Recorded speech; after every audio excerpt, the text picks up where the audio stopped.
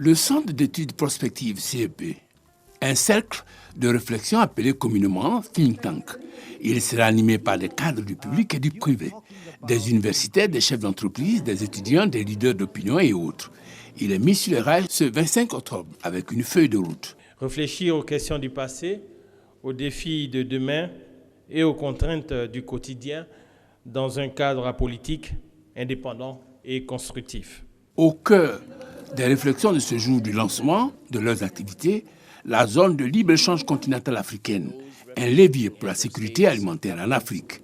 Une Afrique grosse de potentialités. 60% des terres arables non exploitées se trouvent en Afrique.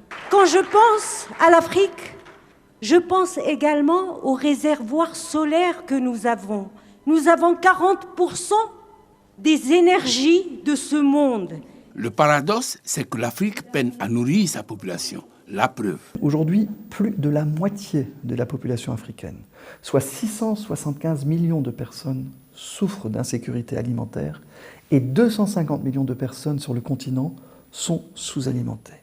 144 millions d'enfants de moins de 5 ans ont un retard de croissance. Ceci dans un contexte marqué par une crise économique amplifiée par la pandémie Covid-19. Les agriculteurs producteurs de la subsistance de l'Afrique sont les plus pauvres et les plus touchés par la faim. Ce paradoxe doit être solutionné par le cercle d'études prospectives.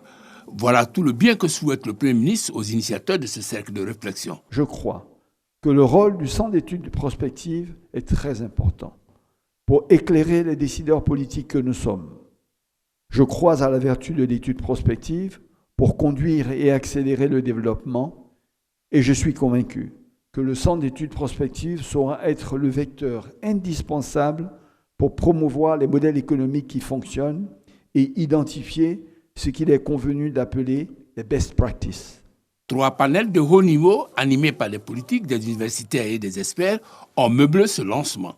Ils ont approfondi les réflexions sur déclaration et action, état des lieux de la sécurité alimentaire en Afrique, les politiques de facilitation des échanges, enfin, les chaînes de valeur agricole continentales, enjeux et défis.